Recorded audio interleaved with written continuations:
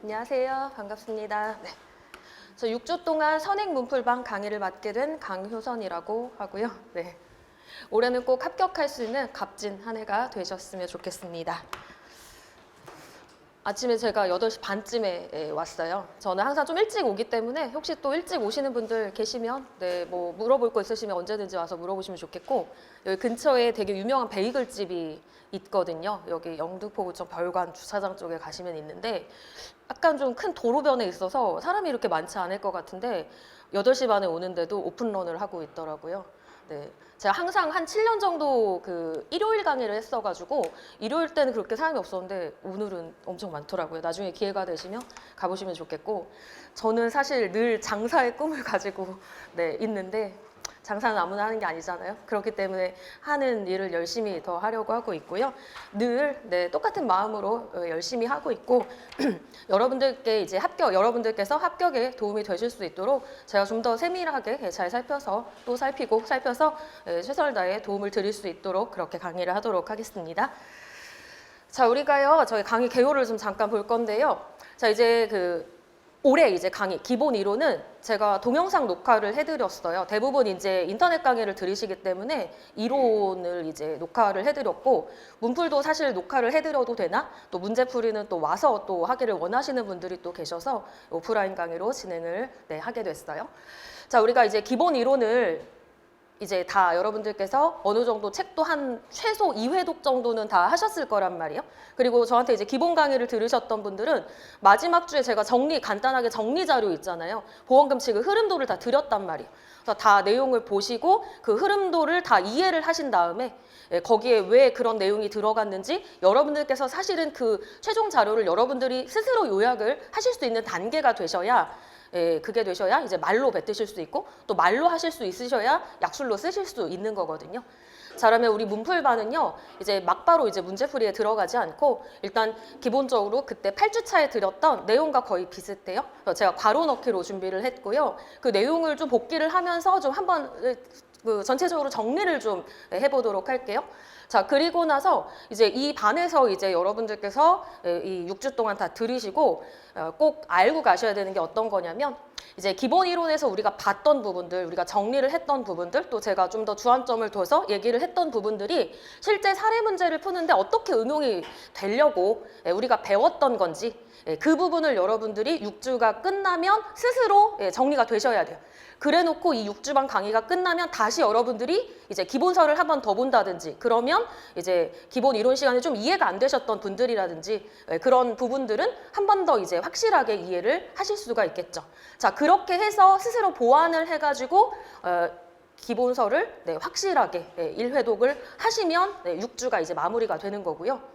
그게 되셔야 약수를 쓰시고 공부를 하실 의미가 있고, 또 우리가 1차 끝나고 5월 달에 이제 실전 문제 풀이반으로 들어가게 되는데, 대부분은 이런 과정을 이제 생략을 하거나 본인이 어떤 부분이 이제 부족한지를 잘 모르시고 또 문제풀이에 필요한 게 어떤 건지를 잘 스스로 파악을 하지 못한 채 이제 실전 문제풀이반으로 오기 때문에 그때 뭐 문제풀이는 하실 수가 있겠죠. 답을 같이 드리니까요. 그럼 이제 그때는 이해를 하실 수가 있다 하더라도 실제로 진짜 답 안 보고 문제를 만약에 풀거나 또는 이제 실제 시험장에 가서 조금만 응용돼서 변환돼서 이제 문제가 나오면 어김없이 잘 못하시는 분들이 굉장히 많아요.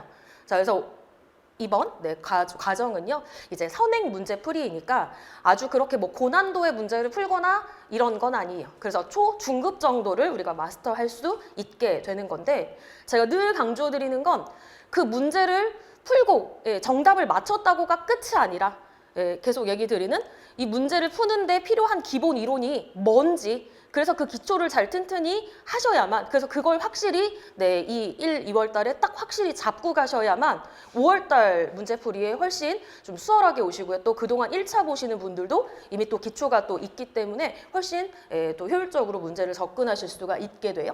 그래서 꼭 이 6주를 다 들으시고 제가 얘기했던 대로 스스로 좀 이해가 안 되셨던 부분들 새롭게 이해가 되시는 또 계기가 될 수도 있어요. 그래서 이제 우리가 보통은 뭐 이런 큰 유리병이라든지 뭐 이런 어항 같은데 우리가 뭐 자갈돌이라든지 조그만 모래라든지 물 가지고 얘를 빼곡하게 채우려면 이 작은 뭐 이런 거부터 깔지는 않거든요. 보통은 큰 돌 뭐 이렇게 쌓잖아요. 자, 그리고 이런 빈 공간에다가 좀 작은 자갈돌 같은 것들 이렇게 넣죠. 그럼 이렇게 좀 채워진단 말이에요. 그래 놓고도 또 빈 공간이 있으면 또 작은 모래 같은 걸로 이렇게 채운단 말이에요. 이게 끝이 아니죠. 마지막에 물을 또 부어야 되겠죠. 그럼 또 이렇게 쭉 가라앉으면 또 공간이 또 생기는 거예요. 그래서 이제 저는 이게 공부하는 습관이 다 틀릴 수도 있지만 어떤 분들은 기본 이론서를 보면서 이해가 안 되는 부분도 이해가 될 때까지 막 열심히 하면서 막 각주까지 다 읽고 막 더 막 뭘 끌어다가 공부를 하고 그제서야 또 뒤로 넘어가시는 분들이 있는데 이건 그런 어떤 학문을 지금 공부를 하고 이런 과정이 아니잖아요. 그냥 단순하게 합격을 위한 공부를 하셔야 되기 때문에 저는 좀 기본 이론에서 큰 뭐 개요 이런 것들을 보고 그 이후의 과정에서 좀 더 보완하는 방법으로 공부를 하시는 게 사실은 맞다고 생각을 하거든요. 처음에 기본 이론 공부할 때 좀 이해가 안 되셔도 전체적인 흐름을 좀 이해를 먼저 하시고 그걸 내가 흐름을 왜 이 책임근제의 책의 순서가 이런 식으로 나와 있고 또 왜 우리가 법률 규정을 배워야 되는지 등부터 시작해서 이런 흐름 전체적인 맥락 이런 것들을 먼저 이해를 하시면 되고 그 다음 이제 이런 선행 문제풀이에서 분명히 또 이해가 안 되셨던 분들 문제를 또 응용하고 풀면서 또 이해가 새롭게 되시는 분들이 있단 말이에요. 부분들이. 그런 부분들은 또 보완을 하시면 되고요. 그 다음에 또 여기에서 또 내가 부족한 부분이 분명히 6주 지나면 생겨요. 그럼 그 부분들을 다시 또 좀 더 세밀하게 보완을 하시면 되겠죠. 그럼 마지막에 또 실전 모의고사 와서 답을 쓰시면 또 내가 생각했던 것보다 부족하게 답을 쓰고 있고 답안 쓰는 건 또 뭐 예산 일이 아니네? 이러면서 또 새롭게 또 깨우치는 부분들이 분명히 생기거든요. 그러면서 여러분들이 스스로 조금씩 보완하는 이런 방법으로 이런 수험 공부를 하시는 게 좀 더 효율적이라고 생각을 하고 있어서 너무 또 여기서 뭐 이해가 안 되는 건 사실 이제는 없으실 거예요. 그리고 또 여기 이제 유해생분들이 있기는 한데 강의는 항상 이제 초시생을 대상으로 하기 때문에 여러분들께서 기본 이론 다 알고 계시지만 그냥 처음 공부한다 생각을 하시고 그냥 다시 진짜로 새롭게 열린 마음으로 이해를 해야 되겠다라고 꼭 유해생분들은 생각을 하신 다음에 다 비워놓고 또 들으시면 좋을 것 같아요. 저도 이렇게 쉽게 이제 설명을 드린다 이 얘기를 하려고 하는 거예요. 자, 그래서 이 과정이 끝나면 이제 사례 문제 초중급 마스터 하실 수 있게 되고요. 그러면서 우리가 약수를 하는 건 아니지만 또 약수 문제는 또 어떻게 또 적용이 되는지 뭐 이런 것도 아실 수 있게 되고요. 자, 우리 4시간씩 6주를 진행을 하는데 아마 미리 공지가 올라갔을 거예요. 5주차는 일요일 날 수업을 하고 6주차는 원래대로 토요일 날 수업을 하는 걸로 하도록 할게요. 자, 교재는 유인물로 진행을 하고요. 오늘은 먼저 이 배상책임보험 그 핵심 기본 이론 정리한 거를 드렸고요. 혹시 조금 일찍 끝나면 뭐 문제 한두 문제 정도 이따가 더 드릴 예정이에요. 자, 1주차는 이렇게 해서 핵심 요약을 하고요. 2주차는 임의배상책임 이제 문제풀이로 들어가도록 할게요. 그러니까 문제를 풀려면 오늘 드린 이 내용을 집에 가셔가지고 여러분들께서 최소한 암기해야 될 부분들을 암기를 해갖고 오셔야만 다음 주에 수월하게 문제를 또 푸실 수가 있어요. 꼭 복습이 이제는 중요한 거죠. 자, 그 다음에 3, 4주차에는 의무배상책임 지금처럼 요약본 드릴 거고 같이 쭉 과로한 체험에서 정리를 한 다음에 마찬가지로 의무배상책임에 관련된 문제를 좀 정리를 해서 푸는 걸로 할게요. 자, 그리고 5, 6주차에는 마찬가지로 근제보험 핵심 요약하고 또 문제풀이에 적용을 하고 이런 순서대로 진행을 하고요. 혹시 이제 5주차까지 해서 이게 빨리 끝난다 하면 6주차에는 그래도 이렇게 좀 써보는 뭐 그런 시간을 좀 가질 수도 있을 것 같아요. 이건 진행되는 걸 보고 하도록 할게요. 자, 그러면 우리가 내용을 먼저 볼게요. 1페이지. 자, 그 1페이지부터 이렇게 이제 볼 건데요. 쭉 뒤로 한번 넘겨보세요. 뭐 책을 보시든 뭐 교환을 보시든 제일 중요한 그 타이틀이 어떻게 흐름으로 이렇게 쓰여져 있는지가 저는 되게 중요하다고 생각을 하고요. 그걸 다 생각을 하면서 이걸 만들거든요. 자, 그럼 파트 1은 배상책임이고요. 이제 파트 2는 근제보험일 거예요. 자, 그다음에 파트 1에 1번 보시면 임의배책 정리 및 이제 문제풀이 이렇게 들어갈 거고요. 그럼 이제 1페이지에는 우리가 배웠던 책임보험의 특징을 좀 정리를 한 건데 책임보험이 손해보험의 한 종류죠. 그러니까 손해보험은 다시 또 인보험이랑 차이점이 있을 거예요. 거기에서 이제 우리가 시작을 하는 거죠. 인보험과 어떤 차이점이 있길래 시험 문제가 뭐 어떻게 나오는지 이런 것들 얘기를 했었고요. 자, 이제 2페이지 넘겨보시게 되면 자, 보험금 지급 과정에 4단계가 있었죠. 자, 먼저 책임보험이니까 피보험자한테 법률상 책임이 있어야 되고, 약관상 보상 책임이 보험자한테 발생해야 되고, 그런 피보험자의 손해액을 지급해야 되는데, 약관 규정이니까 규정대로 지급을 해야 돼서 이렇게 4단계가 기본적으로 있죠. 자, 그러면서 급수별 의무배책들의 종류가 굉장히 많았고, 주로 이 의무배책은 다 피해자 보호와 관련되어 있기 때문에 약간 뭐 책임법리 같은 것들도 원래 과실책임주의가 일반적인데 뭐 무과실이 나오는 경우들도 있었고요. 또는 약관에서 무과실을 규정하는 경우도 있었고, 또 신배책과 같이 엄청나게 뭐 차이가 많은 그런 부분들이 있었죠. 그래서 기본적으로는 의무배책도 똑같이 4단계의 과정을 거치지만 일반적인 임의배책과 좀 다른 부분이 있어서 함께 정리를 해드렸는데, 오늘은 일반 배상, 임의 배상 책임만 공부를 한다라고 했기 때문에 우리가 임의 배책 그 과정을 가지고 볼 거고요. 이 표는 다시 급수별 의무 배책할 때 또 나올 거예요. 자, 그 다음 3페이지부터 보시게 되면요. 자, 이제 4단계의 과정을 요약을 해드렸으니까 단계별 한 단계씩 핵심 내용을 요약을 해보는 거죠. 자, 책에 있는 모든 기초의 내용을 요약하는 게 아니고요. 이건 선행 문제풀이니까 문제풀이에 필요한 내용을 기본적으로 요약을 하는 건데, 자, 어떤 것들이 있을까요? 자, 먼저 첫 번째 단계니까 피보험자한테 어떤 경우에 법률상 책임이 발생을 하는지, 우리 약관에서는 이 법률상 배상 책임을 법률 규정이라고 했기 때문에 이 법률 규정이 어떤 법률 규정이냐, 민법이냐 특별법이냐, 또 민법은 어떻게 나누고 또 어떤 특별법이 있었는지 각각의 특징, 이런 것들을 요약을 해봐야 되겠죠. 자, 그 다음 넘겨보시게 되면 이 법률 규정을 보셨으면 이게 사례 문제를 풀기 위해서도 필요하지만 약술이 기본적으로 또 출제가 되는 부분이에요. 약술이라고 한다면 뭐 758조의 내용을 그냥 쓰는 이런 약술, 기본 약술도 있고요. 뭐 특수불법 6가지를 써라, 이제 이런 기본적인 약술도 있지만, 이 사례 문제를 풀기 위해서 면부책을 먼저 판단하는데 필요한 약술도 계속해서 등장을 하고 있기 때문에 이걸 배우고 우리가 핵심 요약을 해보고 어떻게 적용이 되는지를 한번 보도록 할게요.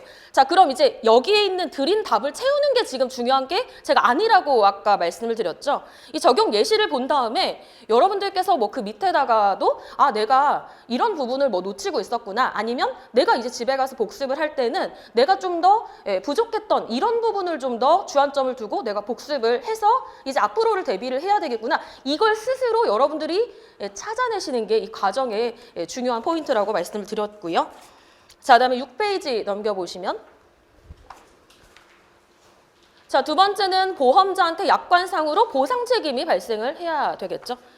자, 그럼 여기에서도 사례 문제를 풀기 위해서 필요한 내용이 있는데, 기본적으로는 피보험자의 가해자가 피보험자에 해당돼야 되고, 이런 건 이제 당연한 것이고요. 또 이제 문제를 풀 때 사례 내용을 읽고 그 책임의 주체가 피보험자로 되어 있는지, 이런 것들은 이제 기본으로 활용하실 거고요. 자, 그다음에 이제 중요한 게 뭐냐면 담보 기준이죠. 자, 우리가 일반적인 보험들, 뭐 인보험, 상해보험, 자동차 이런 것들은 전부 다 손해사고 기준으로 우리가 다 보상을 하고 있었는데요. 자, 책임보험이기 때문에 필요한 배상청구 기준 증권이 나오게 되고요. 이 배상청구 증권이 이제 일반적인 경우에, 예외적인 경우에 주로 적용이 되다 보니까 항상 시험 문제에서는 일반적인 경우도 당연히 중요하지만 예외적인 것들을 알고 있는지를 시험 문제로 내기가 훨씬 용이하단 말이에요. 그래서 주로 배상 청구 기준 갖고 이제 문제가 3번이나 출제가 되었죠. 이제 이런 담보 기준 같은 것들 어떻게 또 적용을 하는지 이제 다음 주에 또 문제 풀이할 거니까 기초로 우리가 정리를 해볼 거고요. 자, 그 다음에 또 중요한 건 기본적으로 이 약관의 보상 손해에 해당이 되고 면책사항에 해당되지 않아야만 보험자한테 최종적으로 보상 책임이 발생을 하겠죠. 자, 영업배책은 종류가 굉장히 많아요. 우리가 모든 영업배책의 종류를 사실은 다 공부를 할 수가 없죠. 하지만 책에 있는 대부분의 그런 것들이 시험 문제에 다 출제가 되고요. 또 내가 보지 못했던 배책에 약관이 나온다 하더라도 기본적으로 배상 책임의 보상 손해는 다 어때요?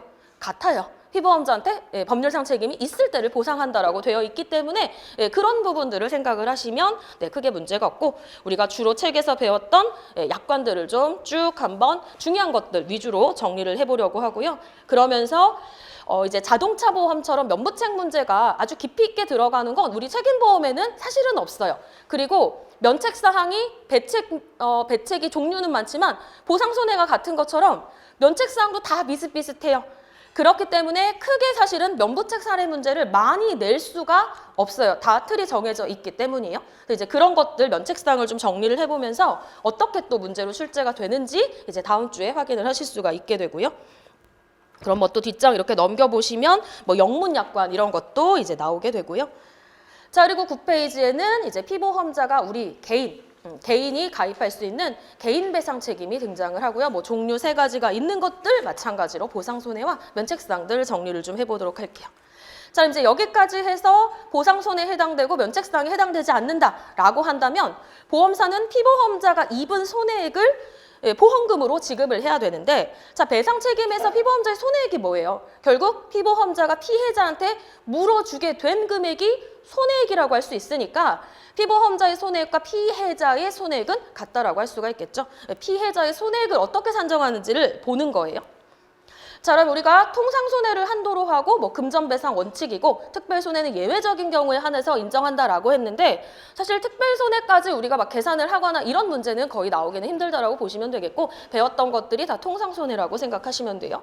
자, 그 다음에 이제 공통으로 참작해야 될 사항들이 있었죠. 자, 무조건 손해액을 산정을 하고요. 이거 실손배상이란 말이에요. 실제 손해액만 지급을 하는데 이 손배금을 계산하고 참작해야 될 사항이 3가지가 있었어요. 자, 먼저 피해자한테 기왕증이 있으면 가피해자 손해 공평부담 때문에 기왕증 상계 적용하고요. 또 가피해자 손해 공평부담 때문에 피해자 과실상계 진행하고요. 또 이 보험에서 피보험자가 이득을 얻을 수 없는 것처럼 이런 배상 손해에 있어서 피해자도 자기 실제 손해 이상으로 어떤 이득을 얻을 수 없기 때문에 마지막에 손익상계 같은 것들 적용을 하고 있죠. 뭐 약술도 가능하고요. 또 우리 시험 문제에는 이제 사례 문제에 피해자 과실 뭐 몇 프로 이렇게 주어지면 당연히 이건 공통으로 참작을 하라라고 했기 때문에 얘기를 하지 않아도 적용을 하라라는 취지로 알고 과실상계를 하셔야 되겠죠. 자, 그러면서 우리가 이제 손해액의 형태도 3가지가 일반적으로 적용이 된다라고 하면서 배웠을 거예요. 적극적, 소극적, 정신적인 손해 이런 것들 배웠을 거고요. 이 중에서 사실은 소극적 손해의 산정이 굉장히 중요하다라고 말씀을 드렸던 것이 장래받을 손해액을 지금 시점에서 일괄해서 배상을 하기 때문에 이자공제 이런 것들이 주 내용들이었었죠. 이런 것들 이따가 가로 안 다 채워볼 거고요. 그럼 또 이런 손해액을 산정하기 위해서 필요한 요소들이 있을 거 아니에요. 피해자의 뭐 월 소득은 어떻게 하는지, 또 피해자의 장애율은 어떻게 적용을 하는지, 또 중간이자 공제는 어떤 방법으로 적용을 하고 또 그 중간이자 공제 문제점이 있었단 말이에요. 그래서 그걸 어떻게 또 해결을 하는지 등을 우리가 이제 좀 공부를 하고요. 그러면서 장애 뭐 이런 것들도 몇 가지 연습 문제 이렇게 풀고 넘어가도록 할 거예요. 자, 그럼 여기까지 해서 다시 또 손해액을 이제 확정 짓는 거죠. 자, 그럼 이 손해액이 3억, 5억 나왔다고 무조건 보험자가 다 주지는 않죠. 계약에서 정한 조건 내에서 지급을 하는 것이 보험금이기 때문에 보험금과 손해액은 별개의 문제라고 할 수가 있겠죠. 그래서 이 문제를 풀다 보면 손해까지만 하고 말아버리시는 분들이 있는데, 이 사례 문제는 전부 다 보험회사가 지급할 보험금을 산정하시오라고 하는 문제이기 때문에 마지막 단계까지 꼭 신경을 쓰셔야 되겠고요. 그럼 이게 보험금이니까 약관에 그 규정이 나와 있겠죠. 자, 그럼 자동차 보험과 우리 책임근제가 틀린 게 가장 큰 게 틀린 게 뭐냐면, 이 자보약관은 시험 문제를 어떻게 출제한다라고 했냐면 약관 기준으로 출제를 한다라고 못을 박았어요. 그렇기 때문에 약관만 보시면 돼요. 그리고 그 약관의 위자료 어떻게 산정하는지, 일시수입 어떻게 하는지, 그 다음에 뭐 군복무 가는 기간이 뭐 있으면 어떻게 하는지가 명확하게 약관에 있기 때문에 뭐 물론 피해자가 나중에 소송을 갈 수도 있지만 시험 문제는 소송 기준이 안 나오거든요. 그러니까 무조건 약관만 외우시면 되죠. 자, 근데 우리 책임근제는 어때요? 약관에 딱 지급보험금 산식밖에 없어요. 이 손배금을 어떻게 산정하는지는 없죠. 그래놓고 법률상 손배금을 보험금으로 주겠다라고 했고, 이 법률상 손배금이 결국 소송에서 쓰이는 기준이기 때문에 약간 애매한 부분들이 있을 수 있단 말이에요. 자보는 명확하지만 그래서 우리는 애매한 부분들이 있어서 주로 거의 크게 문제가 없는 그냥 일반적인 그 산정의 방법을 가지고 사용을 하고 있죠. 자, 그래서 이 법률상 손배금 때문에 결국 피보험자가 책임보험을 가입을 하는 거고, 보험자가 앞에 3가지 요건에 만족을 하게 되면 약관 규정에 따라 마지막 보험금 지급할 건데, 이제 여러분들께서 이 배상 책임의 보통 약관 중에 가장 중요한 부분이 바로 이 지급보험금 산식이기 때문에 이제 이런 것들이 이제 어느 정도 기억이 나시겠죠? 자, 그러면서 또 하나 특이한 것이 있었죠. 자, 피해자에게 지급한 손배금만 주는 것이 아니라 계약을 할 때 이 피보험자가 사고 났을 때 지출한 비용 손해도 받기로 하고 보험료 내고 가입을 한 거예요. 약관에 이 비용 손해 5가지가 있었을 거고요. 각각의 그 한도 같은 것들이 틀렸기 때문에 이제 마지막 보험금 이 산식 단계에서 뭐 이런 비용 같은 것들이 함께 출제가 되면 이걸 가를 줄 아셔야 되겠죠. 자, 그다음에 영문 같은 경우에도 똑같은 구조이지만 뭐 조금 더 특이한 게 있었고요. 자, 이제 여기까지 하면 가장 일반적으로 출제할 수 있는 기본 유형이 되는 건데요. 자, 우리가 인보험하고 손해보험이 틀린 게 대표적으로 뭐가 있나요, 여러분? 이제 1페이지 있겠지만 인보험은 실손 이런 거 빼고는 정액 보상이잖아요. 그러니까 이미 정해져 있어요. 내가 받을 보험금이 얼마인지 정해져 있기 때문에 손해 사정을 할 게 없어요. 자, 하지만 손해보험은 피보험자가 절대로 이득을 얻을 수 없어요. 왜? 실제 손해만 보상을 한다는 대원칙이 적용이 되고 있기 때문이죠. 그래서 실제 손해액을 산정을 하는 것이고요. 그렇기 때문에 마지막 보험금을 지급하고도 거기서 끝이 아닌 거예요. 어떤 과정이 남아 있냐면 뭐 분담 이런 과정들이 있을 수 있단 말이에요. 피보험자가 동일 위험 담보하는 책임보험을 여러 개 가입해요. 각각 보험금 받는 게 아니잖아요. 정액보상 아니니까요. 그렇기 때문에 인보험에는 없지만 손해보험에만 있는 분담형 이런 것들이 주 출제 유형이 될 수밖에 없다라고 생각을 하시면 되고요. 이제 우리는 이 분담을 가지고 또 구체적으로 더 공부를 대비를 해야 되니까 이 분담도 좀 세부 유형을 나눠가지고 하나씩 이제 정리를 한 다음에 문제풀이에 응용을 해 보도록 하고요. 자, 그다음에 뭐 공불형 이런 것들도 가능하겠죠. 가해자가 꼭 한 명일 리는 없어요. 뭐 경우에 따라서는 뭐 예를 들면 이 제조업자와 그다음 식당의 이 사용 뭐 그 소유주 피보험자인 사용자 뭐 이렇게 같이 공동불법행위 책임을 이 인정이 되는 이런 경우들도 있고요. 또 그런 경우가 있으면 또 이제 문제에서는 뭐 어떻게 적용을 하는지 이런 것들이 이제 출제 유형이 될 수 있기 때문에 손해액을 다 산정하고 보험금을 지급하되 이런 유형을 생각을 하면서 이제 우리가 문제를 또 준비를 해 보시면 되겠죠. 그래서 기본적인 유형들이 일단은 기초가 되어 있으셔야 되고 이 기본형을 풀 수 있어야 분담형도 푸는 거고 뭐 혼합형이라든지 공불형도 풀 수 있는 거기 때문에 여기 나와 있는 핵심 요약 오늘 잘 정리를 하시고 꼭 집에 가셔서 복습을 잘 하신 다음에 다음 주에 꼭 효율적인 수업이 될 수 있도록 잘 준비를 해갖고 오시면 좋을 것 같아요. 자, 그럼 이제 1페이지로 돌아와 보도록 할게요. 자, 그러면 이 교환 지금 첫 번째 드린 교환이 어떻게 쓰여져 있는지 아시겠어요? 요약을 할 건데 어떤 단계에 따라 지금 요약을 했냐면 지급보험금 4단계에 맞춰가지고 세부적인 내용 한 단계씩 필요한 내용을 우리가 보고 문제풀이 들어간다 이런 내용이에요. 그래서 이제 다음 주 교환도 이렇게 보시면 그냥 마구잡이로 제가 1번 문제, 2번 문제 이렇게 하지는 않았단 말이에요. 그러니까 그런 이 타이틀 같은 것들도 꼭 공부를 하실 때 한번 이렇게 어떻게 작성을 했는지 꼭 보시면 흐름을 이해하시는 데 도움이 되실 거예요. 자, 그러면 이제 왼쪽에 보시는 것이 바로 비배상 책임 보험이에요. 배상 책임이 아닌 경우에요. 자, 누구와 누구의 관계냐면 보험회사와 피보험자 둘 간의 관계였죠. 물론 계약은 계약자가 체결을 하지만 피보험자가 보험의 대상자잖아요. 그러니까 피보험자에게 사고가 발생하면 약관에서 정해진 대로 보험금을 주는 거예요. 자, 그럼 여러분들이 공부하시는 3보험 있잖아요. 3보험이 바로 비배상이잖아요. 그러니까 책 내용은 판례 내용 이런 게 많이 뭐 있나요? 뭐 배상 책임 얘기가 안 나오죠. 전부 다 약관 내용이에요. 약관을 암기하시는 과목이 되는 거고요. 또 뭐 재물손사 지금 하시는 분 여기는 안 계시지만 재물 부분에서도 우리 손해보험 중에 화재보험 이런 것들은 손해보험이지만 비배상이잖아요. 그러니까 다 약관 규정 가지고 공부를 하시는 거란 말이에요. 그래서 둘 간의 관계죠. 자, 그런데 우리가 배우고 있는 이 배상 책임이요. 제3자 배상 책임은 그림이 삼각형이에요. 제3자가 한 명이 더 추가가 됐단 말이야. 자, 이 제3자가 추가가 됨으로써 공부할 범위가 더 당연히 늘어나는 거죠. 자, 그럼 차이점을 통해서 어떤 부분이 이 손해보험, 특히 책임보험의 특징이길래 더 공부할 게 많아지고 또 그걸 이해하시면 출제자가 이런 부분이 인보험과 차이 없는 부분이기 때문에 이런 것들이 중요한 부분이라서 출제를 할 수밖에 없는 것들이 이제 사실은 보이시겠죠. 자, 그래서 제3자가 추가가 됨으로 인해서 이제 다 아시는 내용들이죠. 책임보험 약관에는 결국 피보험자가 사고의 대상자는 맞는데 이제 좀 더 구체적으로 들어가면 이 책임보험에서 피보험자는 손해배상 책임을 지는 주체가 되는 것이고요. 우리 인보험, 비배상에서는 이 피보험자 한때 사고가 일어나야 되는 거니까 사고의 대상자, 객체. 책임보험에서는 피보험자는 배상 책임의 주체가 되는 그런 차이가 있고요. 피보험자가 법률상의 책임을 제3자한테 지게 되면 손해를 입게 된다라고 하는데 왜 손해를 입게 되냐는 거죠. 그것이 바로 민법에 나와 있었단 말이에요.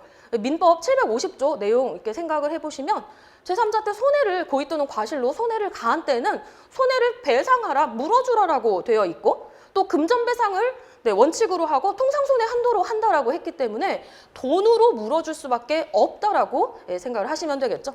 자, 그러면 제3자한테 손실 생기고요. 이 사람한테 금전으로 물어줘야 되니까 당연히 피보험자한테도 손해가 생기겠죠. 자, 그럼 손해보험은 피보험자의 경제적 손실을 또 보상을 하는 보험이잖아요. 그러니까 보험금을 누구한테 주냐면 당연히 피보험자한테 보험금을 지급을 하겠죠. 그래서 손해보험은 수익자 이런 용어가 필요 없어요. 피보험자가 돈 받는 사람이죠. 자, 그러면 먼저 이 피보험자와 제3자 둘 간의 관계, 이 보험이 있기 전에는 가해자, 피해자 관계이기 때문에 법적 책임 관계에 놓이게 되는 거고요. 또 여기서 중요한 것이 이 배상 관계잖아요. 배상은 어떤 위법한 행위에 대해서 손해를 물어주는 걸 배상이라고 얘기를 하기 때문에 어떤 위법한 행위 때문에 손실이 왜 발생을 하는지 그 법적 근거를 찾는 것이 이제 책임관계의 또 목표가 되는 거고요.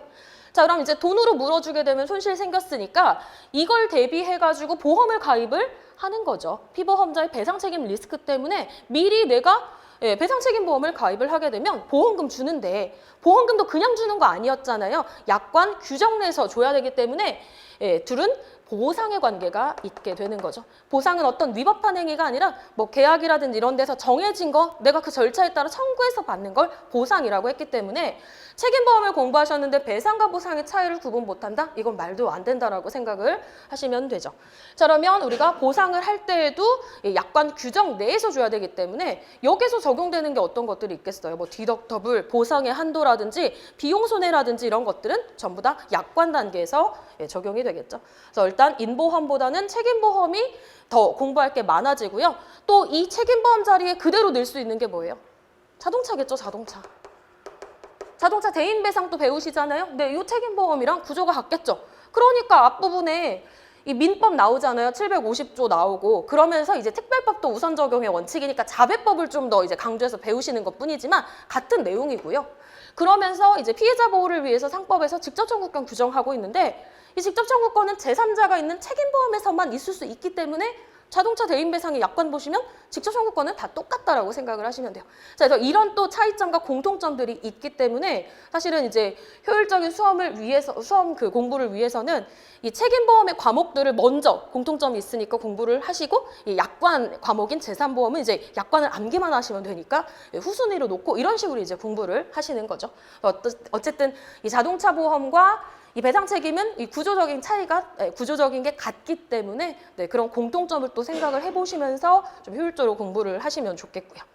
자, 그래서 정리를 하면 이제 이 손해보험, 특히 책임보험과 인보험의 차이.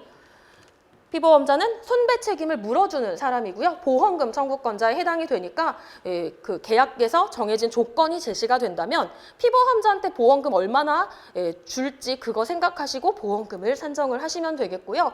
사실 실무에서는 전부 다 피해자가 직접 청구권을 행사를 하게 되는데 그때도 중요한 건 보험자가 아무리 이 제도가 피해자 보호를 위한 것이라고 하더라도 피해자가 손해를 입은 만큼 다 주지는 않잖아요. 결국 중요한 건 계약에서 정한 조건 내에서 보험금을 주기 때문에 뭐 자기 부담금, 한도 이런 것들 똑같이 적용이 된다라고 생각을 하시면 돼요. 그래서 우리는 이제 헷갈리니까 그냥 피보험자가 보험금 이제 받는다 생각을 하시고 피보험자한테 적용될 수 있는 약관 규정 가지고 그냥 산정을 하시면 돼요. 어쨌든 똑같은 거니까요. 자, 그 다음 실손보상의 원칙이 적용이 되기 때문에 아까 손해액을 계산을 하는데 실제 손해액을 줘야 되겠죠. 우리 민법에서는 이게 피해자가 입은 손해를 어떻게 하는 거예요? 가해자가 돈으로 물어줘가지고 돈을 받은 피해자가 스스로 복구하는 주의를 취하고 있어요. 또한 이 실손배상, 이 배상의 성격에서 피해자도 자기가 입은 손해 이상으로 이득은 취할 수가 없다라는 것이 본질이기 때문에 진짜로 제3자 피해자가 입은 손해만큼만 가해자가 지급을 해야 되겠죠. 그래서 꼭 실제 손해를 지급을 해야 되니까 이 실손배상과 관련되어 있는 또 특징들이 뒤에 가면 나올 거 아니에요. 뭐 소득은 진짜 어떻게 해야 되고, 그다음에 왜 기왕증 과실상계가 적용되고 이득공제하는지 이런 내용도 나올 거고요. 자, 그다음에 아까 얘기했던 대로 보험금 분담, 여기 보험자가 한 명 더 있으면 각각 주는 거 아니라고 얘기를 드렸죠. 이 둘 간의 관계, 분담 이런 것들 가능하고요. 또 보험회사에서 이 손해사정의 마지막 단계가 구상이거든요. 이 사고에 있어서 책임질 정말 제2회의자가 있다라고 한다면 보험회사가 보험금을 주고 회수를 해야 되겠죠. 뭐 이런 구상에 관한 이런 내용들이 이제 우리 시험 문제에 다 쭉 등장을 한다라고 생각을 하시면 되죠. 자, 그럼 이제는 이 그림을 보시고 말로 쭉 이렇게 다 여기 들어갈 내용을 설명하실 수 있으신가요? 그냥 이 그림을 보고 약술로 써라 이런 거거든요. 자, 먼저 이제 인보험과 책임보험의 차이를 아셨으니까 먼저 첫 번째로 살펴봐야 될 것이 피보험자와 피해자 둘 간의 관계다. 자, 그럼 우리가 어떤 걸 생각을 해보실 수 있죠? 먼저 책임보험에서 보험금을 어떤 경우에 주냐라고 누가 물어본다면 피보험자가 피해자, 제3자한테 법률상의 책임을 져가지고 돈으로 물어주니까 손해를 입게 됩니다. 그래서 그 손해 때문에 보험을 가입했고 약관에 따라 보험금을 받는 겁니다. 자, 여기까지 설명이 되시죠? 자, 이런 것들을 이제 스스로 말로 하실 수 있으셔야 이제 금방 또 약수를 준비하셔야 되거든요. 네, 꼭 말로 이렇게 해보시면 좋겠고. 자, 그럼 이제 물어볼 거 아니에요? 그럼 법률상의 책임이 뭐예요? 모르는 사람이 약관에는 법률상의 배상 책임을 법률 규정이라고 정해놓고 있어요. 자, 그럼 법률 규정이 뭔데요? 라고 하면 불법행위와 채무불이행이 있는데요. 채무불이행은 이런 거일 때 적용이 되고 불법행위는 이렇게 적용이 돼요. 또 불법행위는 750조 일반 불법행위가 있고요. 또 특수한 경우에 적용되는 특수유형의 불법행위가 있어요. 또 그러면서 민법도 있고요. 특별법이 있는데 이 민법이 원래 적용이 먼저 되는 거지만 특별법이 있을 때는 특별법 우선 적용 원칙에 따라 특별법 적용하고 민법 적용돼요. 이런 내용들을 쭉 설명을 하실 수가 있으셔야 되겠죠. 자, 그런 다음에 이렇게 해서 법률 규정에 따라 가해자가 책임을 지게 되면 돈으로 물어줘요. 그런데 손해배상의 본질상 피해자가 이득을 얻을 수 없기 때문에 피해자가 입은 실제 손해만 지급을 하는 거예요. 그러면서 그럼 손해에게는 뭐가 있는데요? 라고 물으면 손해 3분설이 있는데요. 적극적은 이런 거고요. 소극적은 이런 거고요. 뭐 정신적인 손해는 뭐 어떻게 되는 겁니다. 말로 쭉 설명을 하실 수가 있죠. 그럼 벌써 기본서의 절반은 다 말로 설명을 하신 거예요. 자, 이제 또 질문을 하는 거죠. 그러면 피해자가 입은 손해가 뭐 1억 원이면 이 피보험자도 1억 원을 무조건 보험만 있으면 다 청구할 수 있는 건가요? 아니에요. 내가 약관에 따라서 약속을 해놨어요. 약관 규정대로 보험금을 지급받기로. 자, 그럼 보험금을 청구할 건데 보험회사에서는 손해사정이라는 과정을 거쳐가지고 사고조사에서 약관에 정해진 대로 보험금을 지급할 건데 약관에는 보험금 어떻게 주는지 다 정해져 있고요. 또 우리가 일반적인 경우에는 보험 기간 중에 사고만 나면 보험금을 받을 수 있는데 우리 책임보험에서는 의사배체, 뭐 이런 것들 전문직, 환경책임 이런 것들 같은 경우는 예외적으로 보험 기간 중에 청구만 제기해도 보험금을 받는 이런 보험들도 있는 것이 좀 특징이에요. 뭐 이러면서 설명을 하는 거죠. 자, 그래놓고 내가 가입한 보상손해에 해당이 돼야 되고요. 또 약관에는 보험자가 보상을 해주지 않기로 정한 면책사항이 있기 때문에 나의 행위가 면책사항에 해당되지 않아야만 최종적으로 보험금을 받을 수가 있어요. 그러면서 내가 이 사고와 관련해서 피해자를 구급차 태워가지고 병원에 보낸 100만 원이 있는데 이런 것들은 이미 약관에서 다 주기로 정했기 때문에 나 이 100만 원은 별도로 청구할 수 있고요. 뭐 이러면서 이제 얘기하는 거고요. 그리고 중요한 건 내가 보상 한도를 넉넉히 가입을 했기 때문에 입은 손해를 다 보상을 받을 수 있게 되는 거죠. 뭐 이런 식으로 이제 설명을 하는 거죠. 그러면서 내가 이 사고가 났을 때 보험금 받기 위해서 피보험자 내가 부담하기로 한 자기부담금을 설정을 했다면 이 자기부담금은 내가 부담하기로 약속을 한 거니까 보험금을 받을 때 빼고 지급을 하는 것이 책임보험입니다. 이렇게 모르는 사람한테 설명한다라고 생각을 하시고 꼭 공부를 하셔야 되고요. 이게 눈으로 읽는 것하고요. 누군가한테 말로 설명을 하잖아요. 기억력이 훨씬 배가 돼요. 그래서 이게 약수는 많이 쓰라고 하시잖아요. 사실 많이 쓰면서 외우는 것도 되게 중요한데요. 이거 그냥 누구한테 앉혀놓고요. 말로 한번 쭉 읽잖아요. 그럼 이게 내가 정리가 안 되면 절대로 말로 빠르게 효율적으로 설명을 할 수가 없어요. 그래서 말로 잘 전달을 할 수 있으면 약술도 잘 되기 때문에 꼭 모르는 사람 앞에 아니면 그 시험 문제를 낸 사람한테 구술시험 본다라고 꼭 생각을 하시고 그렇게 꼭 혼자 중얼중얼 이러면서 공부를 하시는 게 좋겠어요. 자, 그럼 이제 이게 끝이 아니라고 얘기를 드렸죠.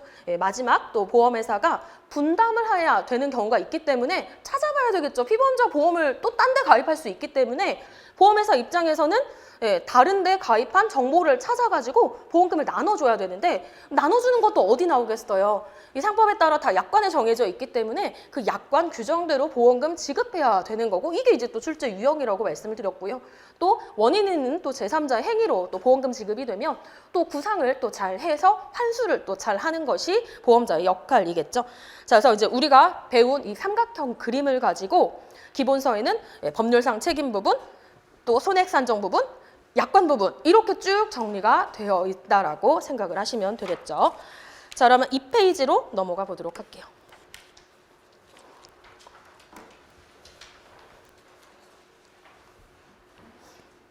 네. 자, 이제 오른쪽 급수별 의무배 책은 지금 안 할 거니까 거기는 안 보셔도 되고요. 자, 이제 4단계가 있었어요. 먼저 책임보험의 일반적인 경우, 그리고 또 우리가 일반 의무배상 책임이 있었단 말이에요. 임의배책이나 의무배책이나 보험금 지급 4단계는 똑같아요. 피보험자한테 법률상 책임이 있을 때 주고 이런 거 다 똑같아요. 하지만 그 옆에 제가 별도로 나눠드린 건 급수별 의무배책은 좀 예외적인 경우가 있기 때문에 별도로 규정을 한 건데요. 우리가 급수별 의무배책은 사망, 부상, 장애 이렇게 나누는 거 있잖아요. 근데 대부분이 다 그래요. 뭐 LPG, 가스, 뭐 신배책, 다중이 이런 애들은 다 사망, 부상, 장애로 이제 나누는 거니까 걔네들은 다 오른쪽 걸 적용을 하시면 되겠고, 자, 그럼 여기 나와 있는 일반 의무배책에는 뭐가 있을까요? 뭐가 있을까요? 급수별이 아닌 의무배책 뭐가 있었죠, 여러분? 체육시설업자 배책. 그 다음 선주. 선주 배책은 가입의 한도가 없잖아요. 그 다음에 뭐 낚시여선 이런 것도 어때요?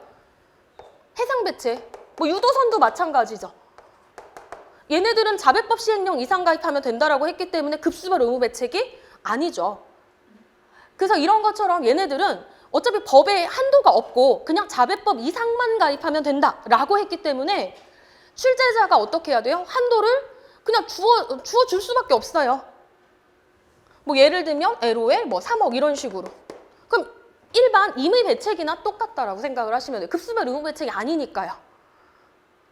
그래서 저는 이제 어떻게 가르쳐 드렸냐면 급수별 의무 배책이 특이한 거니까 급수별 의무 배책만 공부를 하시면 되고 내 기억에 없는 급수별 의무 배책이 아닌 얘네들은 어차피 일반 임의 배책과 똑같이 지급을 하고 똑같은 단계를 거치기 때문에 주어지는 그냥 한도 보고 똑같이 산정을 하면 된다. 그래서 별도로 외울 필요가 없다 이렇게 아마 알려드렸을 거예요.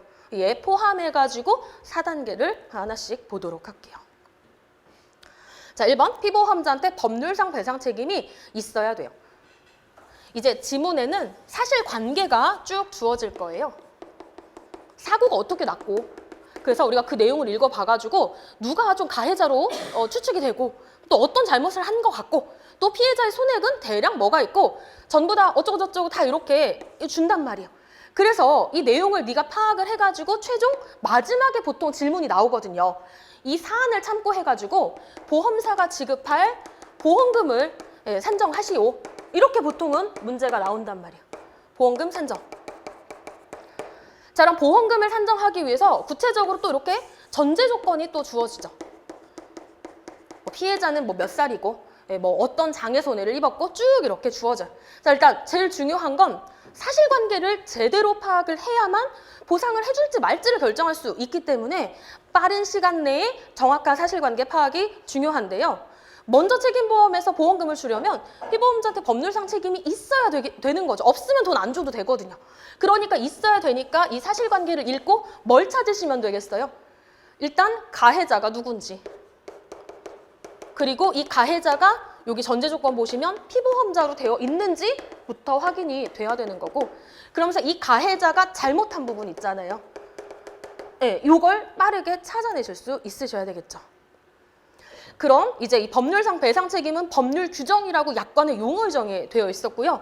그럼 우리가 배웠던 법률 규정이 결국 불법행위냐 채무불이행위냐로 구분이 되어 있었고, 그러면서 다시 또 이제 민법이냐 특별법이냐 이렇게 구분이 되어 있었는데, 주로 특별법에 따라 책임이 발생되는 건 다 급수별 의무배책이 있기 때문에 일반 의무배책에서는 다 민법이 적용이 되고요. 또는 이제 제조물 책임법 같은 이런 특별법은 있을 수가 있겠죠. 이제 민법 중에서도 뭐 이런 대표적으로 불법행위냐 채무불이행위냐 완전한 차이가 있었죠. 그래서 우리가 약술 문제로 뭘 또 대비를 하실 수가 있는 거예요. 둘의 공통점이 뭐냐? 차이점이 뭐냐? 왜? 적용되는 경우가 틀리거든요. 자, 우리가 390조를 배웠던 이유가 뭐죠? 사실 웬만한 행위는 모든 생활하는 데 있어서 다 적용될 수 있는 건 전부 다 750조거든요. 근데 우리가 390조는 계약관계 있는 자 사이에서만 적용돼서 되게 한정적이에요. 근데 우리가 배웠던 이유가 뭐죠, 여러분? 다 750조 갖고도 할 수 있는데 390조를 굳이 우리가 배워가지고 그것도 차이점까지 비교를 했던 이유가 뭐였나요? 뭐 어디다 써먹으려고? 요거. 의사배책 계약관계. 그리고 사용자 배책, 이일특약 가서 이거 써먹으려고 요것 때문에 우리가 굳이 390조를 배웠고 또 둘의 차이점을 비교를 해야 되죠. 자, 왜 비교를 해야 되나요, 여러분? 뭐 때문에? 하나의 사고에 따라서 피해자가 750조로도 책임을 물을 수 있고 또는 390조로도 책임을 물을 수 있게 되는 경우가 있는데 두 가지 청구권을 몽땅 다 한 번에 행사는 불가능해요. 대신 피해자한테 유리한 청구권 하나는 행사가 가능하다라고 판례에서 얘기를 하고 있기 때문에 피해자는 나한테 뭐가 유리한지를 알아야 될 거 아니에요. 그러니까 차이점을 우리가 비교를 할 실익이 있는 거고 그것 때문에 출제할 수 있다라고 하는 거죠. 이제는 각각의 그냥 법률 규정 배우고 외웠다고 끝이 아니라 왜 그걸 배웠고 왜 차이를 왜 배웠는지 비교를 했는지 이런 걸 여러분들이 찾아서 이해를 하셔야 약수를 수월하게 또 대비를 하실 수가 있는 거죠. 자, 그리고 뭐 특수불법 행위 이런 것들이 있죠. 자, 그럼 각각의 법률 규정들의 특징이라든지 적용 범위라든지 이런 것들을 알아야만 이 사실관계를 읽고 이 누구한테 어떤 책임이 발생이 되는지 안 되는지를 알 수 있기 때문에 이 법률 규정에 대한 기본적인 내용이 있으셔야 되겠죠. 그러면서 이 법률 규정 배웠을 때 또 뭐도 배웠냐면 입증 책임 같은 것들 그리고 소멸시효 이런 것들 배웠었단 말이에요. 그래서 이 사실관계 읽고 이런 법률에 관한 내용들 필요하기 때문에 뒤에 가서 다시 정리를 할 거고요. 자, 이제 두 번째 약관상 보상 책임이니까 약관의 내용만 생각을 하시면 되겠죠. 대표적으로 아까 담보 기준 세 가지 우리가 사실 배웠죠. 손해사고, 또 손해발견, 마지막 배상 청구 기준. 근데 이제 손해발견 기준은 주로 이제 뭐 손해가 발견돼야만 보상해 준다라고 하니까 은행의 뭐 도난보험 이런 데서 사용을 하고 있기 때문에 사실 제3자 신체 손해가 아니잖아요. 그러니까 이제 우리가 크게 이제 중점을 두지 않았던 부분이고요. 손해사고와 배상 청구가 있죠. 자, 배상 청구가 나온 이유가 뭐였죠? 손해사고의 문제점을 해결하기 위해서 나왔었단 말이에요. 그런 내용들이 이 손해사고와 배상 청구를 얘기하면서 책의 기본서에 있었던 배경 지식으로 활용되는 그런 내용들인 거고요. 이제는 막 배경 지식까지 끌어와가지고 공부를 하실 수가 없단 말이에요. 그래서 만약에 제가 이렇게 질문을 던졌는데 왜 배상 청구 기준이 필요합니까? 알긴 알 것 같은데 말로 못하겠다 이러면 공부를 확실히 안 하신 거예요. 그러니까 이걸 정리해서 말로 하실 수 있으셔야 되니까 다시 복습을 하실 때 이런 부분들을 체크를 하셨다가 기본서를 빠르게 배경 지식을 한번 이해를 읽어보시고 말로 간단하게 정리를 하실 수 있으셔야 복습이 되신 거예요. 자, 그 다음에 아까 피보험자를 정확하게 확인을 해야 되기 때문에 가해자가 이 지문에 주어진 피보험자에 해당이 되는지를 찾는 거고 중요한 건 등장인물이 여러 명이라 하더라도요. 중요한 건 보험사가 지급할 보험금을 산정을 하는 거니까 이 보험사에 체결된 피보험자가 저지른 행위를 보상을 하는 거죠. 그래서 피보험자를 찾는 게 되게 중요하죠. 특히 등장인물이 많을수록요. 자, 그러면서 이제 중요했던 부분이 사실 우리 영업배책은 다 피보험자가 한 명이기 때문에 이걸 가지고 크게 면부책을 문제를 낼 게 별로 없어요. 자보가 어려운 이유가 뭐예요, 여러분? 피보험자가 많아서 어려운 거예요. 이 경우는 어떻게 되고 저 경우는 어떻게 되고. 근데 우리 영업배책은 다 기피 한 명이잖아요. 그러니까 이 피보험자가 누군지에 따라 사실 면부책 문제는 낼 게 없어요. 하지만 개인 배책은 아니죠. 개인 배책은 기명 피보험자 말고 약관을 봐야지만 알 수 있는 숨겨진 피보험자들이 많이 있었기 때문에 실제 시험 문제는 기피밖에 안 주어져요. 이름 한 명. 근데 사고는 이 김영피보험자가 낸 게 아니거든요. 그럼 여러분들이 출제자 의도는 뭐겠어요? 사실관계의 이 가해자는 제시된 김영피보험자는 아니에요. 그럼 여러분들 약관내용을 알고 있느냐? 약관에 숨겨진 피보험자에 해당이 돼서 이 보험에서 보험금 줄 수 있는지를 아는지를 내는 것이기 때문에 특히 이제 개인배책 보실 때는 피보험자의 범위를 정확하게 외우시는 게 중요하고 제일 중요한 건 이 피보험자가 사고를 내야만 보험금을 받을 수 있다. 인 거니까 피보험자 입장에서 어떤 법률상 책임을 지는지를 잘 찾으실 수 있으셔야 되겠죠. 자, 그리고 면책사항은 해당 사항이 없어야 되니까 그래도 우리가 면책사항 몇몇 가지를 외우지 않을 수가 없게 되는데 거의 공통적인 면책사항이었기 때문에 뭐 약술로도 출제가 될 수도 있지만 사례 문제를 대비하기 위한 면책사항 몇 가지를 우선적으로 외우시는 게 중요하고요. 또 이게 면책사항을 책에 있는 게 사실은 책에 있는 것보다 약관에는 더 많거든요. 근데 책에 있다고 해가지고 그걸 다 외우시는 분들이 있더라고요, 실제로. 근데 그걸 면책사항을 낸다 하더라도 약술로 한 열 몇몇 가지 되는 거 이걸 설마 다 외워가지고 쓰라 이런 시험은 아니잖아요. 그러니까 그런 분들은 효율적인 공부를 사실은 잘 못하시는 거예요. 기본서에 있다고 다 중요한 건 아니거든요. 기본서는 우리가 배워야 되는 내용의 배경 지식 같은 것들을 알려드려야 되기 때문에 그래서 양이 많은 거고 그 강의를 듣고 뭐가 중요한지 뭐가 중요하지 않은지를 찾아내는 것도 사실은 여러분들의 능력인데 그런 부분을 간과한 채 있다고 해서 몽땅 다 외우시는데 사실은 불필요한 거이고요. 또 시험 문제에서는 나올 수도 있는 유형들이 정해져 있기 때문에 외우실 때 알려드리는 면책사항은 다 이유가 있어서 알려드리는 거니까 그런 것들은 정확하게 외우시는 게 중요할 것 같아요. 자, 그다음에 이제 이렇게 사실관계를 파악했으면 주어진 전제 조건을 해석을 해야 되는데 이걸 해석해야 되는 이유가 이제 실손배상으로 손해액을 산정을 할 수 있어야 되기 때문이죠. 자, 그럼 책임보험에서 결국 피해자의 손해액은 가해자가 갚아야 될 책임액과 같기 때문에 결국 이 책임액을 보험금으로 준다라고 했으니까 피해자의 손해액 산정이 매우 중요해요. 그래서 일단 기본적으로 전부 다 피해자의 생년월일, 피해자의 장애사항, 뭐 위자료 기준 이런 것들이 등장을 하는데요. 자, 무조건 실손배상이에요. 자, 그러면 일단 소득 같은 경우도 우리가 그 재해보상금을 산정할 때 적용되는 소득과는 완전히 틀리죠. 우리가 재해보상금을 산정할 때는 평균임금이라고 하는 근기법상의 임금 기준이 별도로 있었고 우리 손해배상은 그게 아니잖아요.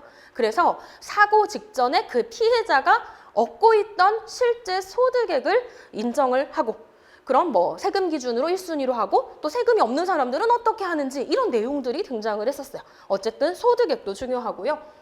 또 이자공제, 생활비공제, 과실상계 이런 것들 전부 다 기왕증상계, 손익상계와 관련되어 있고 이런 내용들은 손배금 산정의 공통참작 요소라고 했기 때문에 반드시 실제 손해액을 산정할 때 적용을 해야 될 내용이라고 꼭 생각을 하셔야 되겠죠. 자, 그래서 아까 손해 형태는 크게 세 가지가 있었는데요. 자, 제가 그 문제를 풀 때 알려드렸던 방법은 분류는 세 가지로 하지만 실제 답안지를 쓸 때는 적극적인 손해 항목을 다 찾아서 토탈, 소극적 손해 토탈 이렇게 하지 마시라고 얘기를 드렸을 거예요. 그 이유는 각각의 항목마다 계산을 다 과실상각까지 해서 계산을 한 것에 점수가 있다라고 생각이 들고요. 이번 일실, 각각 장일실, 각각 한 가지 항목마다 잘 산정을 하시면 그 부분의 점수가 각각 사실은 주어질 수밖에 없어요. 채점을 하려면. 그렇기 때문에 그 부분을 위해서도 이렇게 각각의 항목을 계산을 하시는 게 좋겠고요. 또 우리가 손익상계를 근제보험 파트에서 가서 할 때 우리가 적극적인 손해 토탈하고 이렇게 해서 손익상계를 하는 것이 아니라 항목별로 보완적인 것끼리 항목별 손익상계를 하기 때문에 그 경우 굉장히 헷갈려서 두 가지 이유 때문에 이렇게 각각 손배금을 산정해 달라라고 이제 말씀을 드렸었죠. 이제 뒷부분에 가면 소득 어떻게 결정하고 장애 어떻게 계산하고 한 가지씩 배울 거고요. 자, 이제 전제 조건을 활용해서 손해액을 합계까지 구하는 거죠. 자, 이 합계까지는 과실상계나 이런 것들, 기왕증상계가 다 반영이 돼야 되는 부분이에요. 자, 그리고 마지막 최종 보험금인데 요건 다시 약관 기준이겠죠. 여기 법이 어쩌고 저쩌고 나올 수가 없어요. 다 약관에 정해져 있어요. 자, 우리가 크게 약관을 국문약관이 대부분이고요. 영문약관을 배우기는 했는데 국문약관이 일단 훨씬 중요하죠. 자, 지급되는 건 사실 같아요. 뭐가 메인 담보냐면 피해자한테 준 법률상의 손배금이 메인 담보예요. 같은 거죠. 손해배상금. 그럼 이 손배금이 법원 기준이라고 했기 때문에 이 법원 기준대로 산정을 해서 이 손배금의 합계를 넣고 자기부담금이 설정되어 있으면 손배금에서 빼는 거죠. 자, 비용에는 자기부담금을 빼지 않는다라고 우리가 알고 계실 거고요. 그래서 손배금 바로 자기부담금 이렇게 함께 순서로 외워주시면 좋겠고, 자, 그다음 한도가 분명히 있을 거예요. 한도 내에서 보험금을 미니멈 작은 거 줘야 되겠죠. 사실 이걸 말로 쭉 쓰시는 분들이 있더라고요. 예를 들면 법률상 손해배상금이 한글로 다 쓰는 거예요. 2억 원이 산출되었음. 2억 원에서 자기부담금 50만 원을 빼고 한도액 1억 원 내에서 지급을 하기 때문에 보험금은 1억 원이다. 이렇게 쓰시는 분이 있는데 맞아요. 근데 시간이 많이 걸려. 그렇기 때문에 이 산식에 따라서 그냥 쓰시면 알아요. 그래서 이 산식대로 외워주시면 좋겠고 실제 약관 기준이고요. 자, 그 다음에 디덕터블 한도는 됐고 이제 특이한 것이 약관에서 피보험자가 지출한 비용 손해도 주기로 되어 있었는데 약관에는 구체적으로 나와 있죠. 5가지 그리고 다시 3가지, 2가지를 나눴고요. 이 2가지는 한도액 내에서 비용을 주는 거기 때문에 빼는 게 아니라 더해야 되겠죠. 요거 가끔 빼시는 분들이 있어요. 더해 주셔야 되죠. 비용을 준다라고 했으니까요. 공탁보증 피는 프리미엄, 보험료, 그리고 소송에 들어간 비용, 뭐 인지대, 송달료, 변호사비 이런 것들이 다 소송에 들어갔었죠. 자, 그리고 손해방지 비용, 대의권 보전, 협력 비용은 한도 무관 전액 주니까 이렇게 바깥에다가 3가지를 쓰시면 되죠. 사실 영업배책의 제일 약관에서 중요한 내용은 요 산식이에요. 자, 그러면서 지연이자 부분이 있었어요. 우리 지연이자가 뭐였죠, 여러분? 지연 손해금, 판결이자예요. 소송 가면은 이제 판결 돈을 늦게 주니까 판결 이자를 5% 더해서 준단 말이에요. 자, 이 이자는 국문에서 뭐라고 하고 있냐면 손배금으로 취급을 해주고 있어요. 그러면 어디다가 넣으셔야 되냐면 위에다 쓸게요. 손배금 더하기 지연이자 이렇게 적용을 하셔야 되겠죠. 국문에서는 비용이 아니라 손배금이에요. 영문은 이자가 어때요? 비용 손해예요. 비용 손해. 그래서 구분이 필요해요. 지연이자는 비용이에요. 비용. 영문은. 판결이자, 예비 판결이자 뭐 이런 것들. 그래서 이게 다 같은 뜻이거든요. 지연이자, 지연 손해금, 판결이자 다 같은 뜻이에요.